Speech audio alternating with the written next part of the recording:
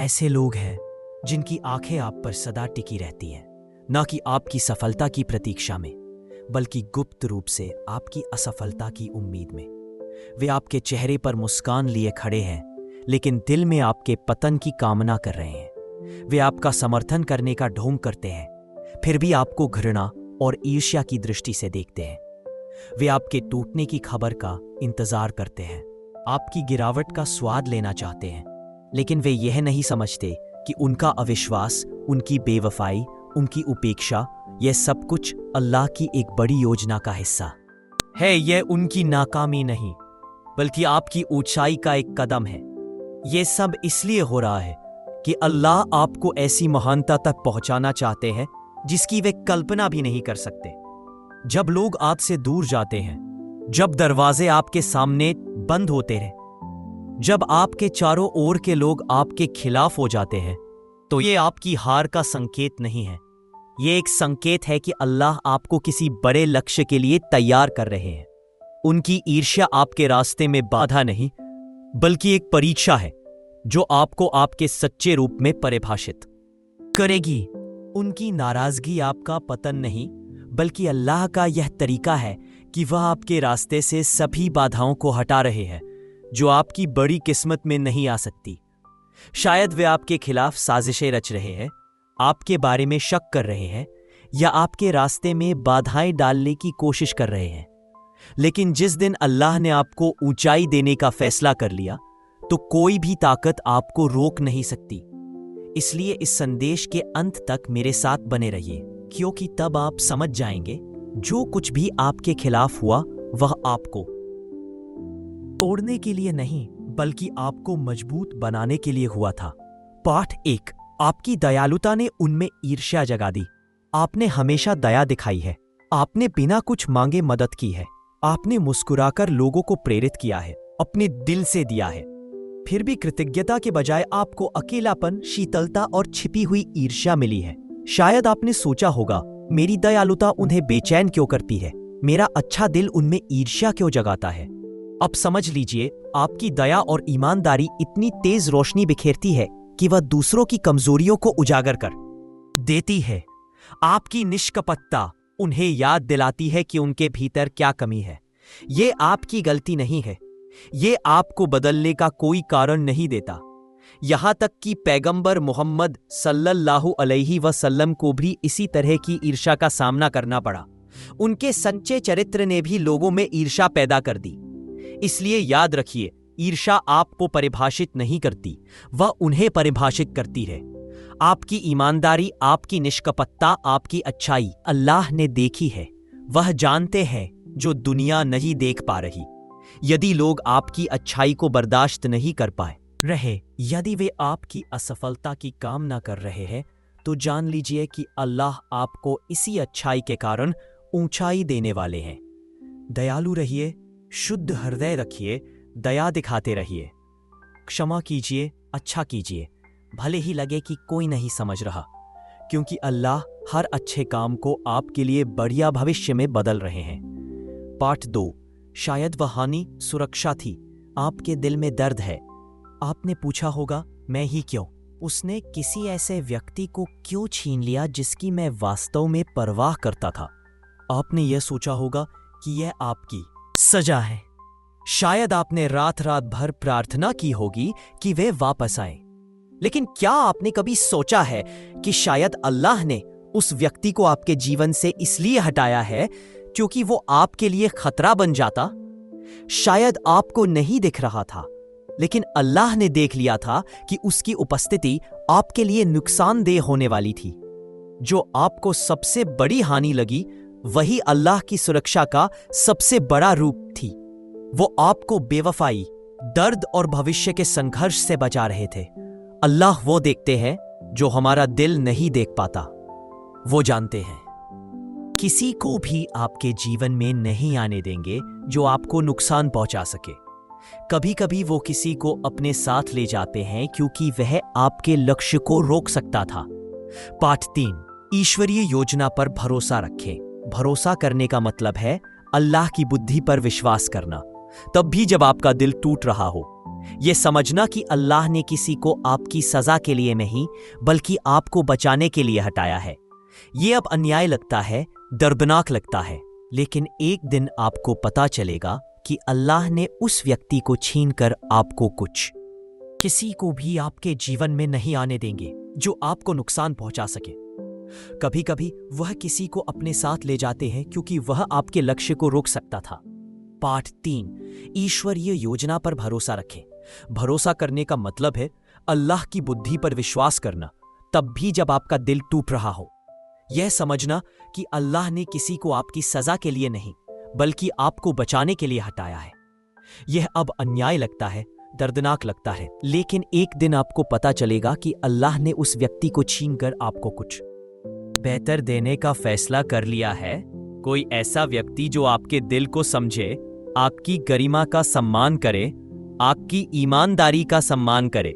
यदि आपने इसी ऐसे व्यक्ति को खो दिया है जो आपके लिए पूरी दुनिया था, तो विश्वास कीजिए यह अलगाव आकस्मिक नहीं था। अल्लाह ने आपकी रक्षा के लिए, आपके सम्मान के लिए, आपको किसी बड़ी चीज के लिए तैयार करने के लिए उन्हें हटाया। वह उन्हें ले गए क्योंकि आप प्यार के योग्य हैं, लेकिन यह प्यार और भी स्वस्थ, स्थायी और शांति से भरा होगा। याद रखिए, अल्लाह कुछ ये नहीं लेते बिना बेहतर नहीं देते। एक दिन आप पीछे मुड़कर देखेंगे और समझेंगे कि जो आपको सबसे दर्दनाक लग रहा था वही अल्लाह की सुरक्षा का सबसे बड़ा रूप था। ये आपको सच्ची शांति और खुशी की ओर ले जाने का उनका सौम्य तरीका था। पाठ 4, उनके संदेह ने आपकी सबसे बड़ी सफलता को जन्म दिया। कई बार आपके करीबी लोगों ने आपकी क्षमताओं पर संदेह किया होगा। वे आपके सपनों पर विश्वास नहीं करते थे। जब आपने अपने लक्ष्यों की बात की तो वे हंसे या उन्हें असंभव कहकर खारिज कर दिया। हर संदेहपूर्ण शब्द आपके आत्मविश्वास को काटता था। आपने सोचा होगा, कहीं वे सही तो नहीं है, कहीं मैं सक्षम तो नहीं हूं। उनकी नकारात्मकता ने आपके मन में आत्मसंदेह के बीज बोए। शायद उनके अविश्वास ने आपको अपने सपनों का पीछा करने से रोक दिया, या आपने अपनी क्षमता को छुपाया। लेकिन अब सुनिए, कभी कभी अल्लाह जानबूझकर आपके आसपास संदेह करने वालों को रखते हैं, आपको तोड़ने के लिए नहीं बल्कि आपकी छिपी हुई शक्ति को जगाने के लिए। उनका संदेह आपकी कमजोरी नहीं बल्कि एक परीक्षा है, एक परीक्षा जो आपको आपकी सीमाओं से आगे धकेलना चाहती है। पैगंबर जकरिया। Happening in the present. I stopped phrasing them as desires and instead expressed gratitude for them as current realities. Listening to success affirmations daily, combined with this style of writing, rewired my subconscious mind. My internal belief system began shifting, and as a result, my outer world began to reflect those changes. Bob also introduced me to the idea of carrying a goal card, a written declaration of my objectives in the present tense. I wrote statements like, I am so happy and grateful now that, and kept this card with me wherever I went. Repetition was essential. Seeing those goals. तुम कर सकते हो, तुम करोगे। दूसरों को आप कमतर आंकने दीजिए, क्योंकि आपकी जीत उससे और मधुर होगी। उनका अविश्वास आपकी प्रेरणा बन जाएगा, आपकी प्रेरणा बन जाएगा, और अंत में यह दुनिया को साबित कर देगा। यदि अल्लाह आपके साथ है तो असंभव भी संभव हो जाता है। अंतिम सत्य, उनका संदेह आपकी जीत के पन्ने बन गया जब दुनिया आपके खिलाफ हो।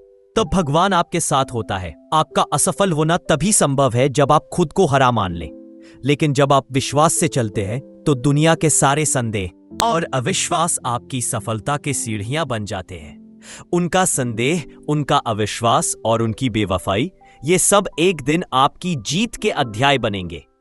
ये एक ऐसी कहानी है जहां अल्लाह खुद आपका सबसे बड़ा समर्थक बन जाता है।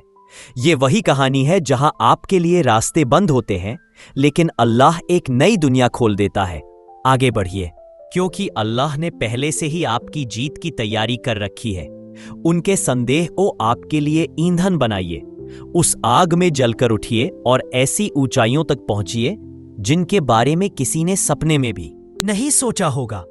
जब आपके आसपास के सभी लोग आपसे मुंह मोड़ लें, तब भी अल्लाह आपके साथ होता है। वह आपके कदमों को ठीक से निशान लगाता है। इससे कोई फर्क नहीं पड़ता कि कितने लोग आप पर संदेह करते हैं। इससे कोई फर्क नहीं पड़ता कि कितने दरवाजे आपके सामने बंद हो जाए। इससे कोई फर्क नहीं पड़ता कि कितने लोग आपके साथ विश्वासघात करें। अल्लाह का वादा कायम है। वह तुम्हें उन्नत करेगा, वह तुम्हें ठीक कर देगा, वह तुम्हें इनाम देगा। और एक दिन जिन्होंने कभी आप पर विश्वास नहीं किया, जिन्होंने आपको असफल माना, जिन्होंने pero tiene un impacto profundo y duradero. Vivir según su guía es recorrer el camino hacia la verdadera paz y la salvación. Su historia sigue siendo un poderoso recordatorio del papel vital que la fe y la guía divina desempeñan para sostenernos en nuestros momentos más difíciles. Iván sigue siendo un símbolo de fortaleza y esperanza, instando a otros a abrazar la fe y la oración en sus propias vidas. Su ejemplo demuestra que, independientemente de la adversidad que enfrentemos, la fe y la comunidad pueden allanar el camino hacia un futuro más brillante y esperanzador. Deja que su espíritu. क्या था? दोस्त, परिवार, प्रियजन, उन्होंने आपको ठीक उसी समय अकेला छोड़ दिया जब आपको उनकी सबसे ज्यादा जरूरत थी। आप अकेले, परित्यक्त और बिना दिशा के महसूस करने लगे। आपने खुद से पूछा, क्या मैंने कुछ गलत किया? क्या मुझे इस तरह की कठिनाई झेलने के लिए अकेले छोड़ दिया गया है? उन क्षणों में आपका दिल भारी हो गया। आपकी रातें बेकरारी में बीती। अकेलापन छाया की तरह आपके विचारों को घेर लिया। शायद आपने बार बार भगवान से पूछा होगा, हे अल्लाह, हर कोई मुझे क्यों छोड़ रहा है? क्या मैं प्यार और समर्थन पाने के लायक नहीं हूं? लेकिन क्या आपने कभी सोचा है कि शायद यह अकेलापन बिल्कुल भी अभिशाप नहीं है, बल्कि यह आपके जीवन में एक महत्वपूर्ण मोड़ है? कभी कभी भगवान आपके आसपास के सभी लोगों को दूर कर देता है, न कि आपको सजा देने के लिए, बल्कि आपके लिए कुछ असाधारण तैयार करने के लिए। वह लोगों को आपके जीवन से हटा देता है क्योंकि वह आपके लिए बहुत बड़ा भविष्य लाने वाला है। वह आपको अकेला रहने की अनुमति देता है ताकि आप उसकी ओर पूरी तरह से मुड़ सके, बिना किसी विचलन, बिना किसी मध्यस्थ के, केवल आप और वह। याद रखिए, यह अकेलापन अस्थायी है, लेकिन इससे मिलने वाली ताकत और ऊंचाई शाश्वत है।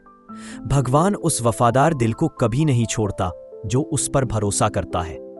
इस एकांत में आपको स्पष्टता, शांति, लचीलापन और आत्मविश्वास मिलेगा, ऐसे गुण जो आपको भगवान के सामने खड़े होने के लिए तैयार करते हैं। एक दिन आप इस एकाकी अध्याय को पीछे मुड़कर देखेंगे और कहेंगे, यह वही क्षण था जब भगवान ने मुझे और ऊपर उठाया। उनकी वफादारी की कमी भगवान का सबसे बड़ा उपहार थी। शायद आप में इतना गहरा विश्वासघात महसूस किया हो कि आपकी पूरी दुनिया हिल गई हो। शायद यह विश्वासघात किसी ऐसे व्यक्ति से आया हो जिस पर आपने पूरा भरोसा किया था, एक दोस्त, एक प्रेमी या कोई और जिसे आपने अपना सबसे नजदीकी माना हो। उस विश्वासघात से इतनी गहरी चोट लगी कि आपको लगा कि आप कभी इससे उबर नहीं पाएंगे। आपने भगवान से पूछा होगा, भगवान ने ऐसा क्यों होने दिया? मैंने क्या गलत किया? लेकिन यहां एक गहरा सच है, कभी कभी भगवान विश्वासघात की अनुमति देता है, ना कि आपको पीड़ा पहुंचाने के लिए, बल्कि आपको एक अमूल्य उपहार देने के लिए। वह आपको दिखाना चाहता है कि आप वास्तव में कितने मजबूत हैं। वह आपके जीवन के लिए अपनी बड़ी योजना को प्रकट करना चाहता है। पैगंबर यूसुफ, जोसेफ की कहानी को याद कीजिए। उसके अपने भाई ने उसे धोखा दिया, उसे कुएं में फेंक दिया और फिर उसे गुलामी में बेच दिया। लेकिन वह विश्वासघात वास्तव में भगवान का छिपा हुआ आशीर्वाद था। इसके बिना यूसुफ मिस्र के महानतम नेताओं में से एक नहीं बन पाता। आपका विश्वासघात भी ऐसा ही है। भगवान ने इसे आपको मजबूत करने, आपको उन लोगों से दूर करने की अनुमति दी जो आपके se encontró con la Virgen María, una aparición radiante de paz y sabiduría. Este no fue un encuentro cualquiera. Marcó el inicio de una misión para toda la vida, centrada en la oración, el ayuno, la confesión y la Sagrada Escritura. La Santísima Madre instó a Iván a dedicarse plenamente a estas prácticas, prometiéndole que le traerían transformación personal y armonía global. Entre las revelaciones confiadas a Iván se encontraban 10 secretos divinos, profecías consideradas de una importancia monumental para el futuro de la humanidad. Se dice que el 10º secreto contiene información crucial sobre acontecimientos que podrían transformar el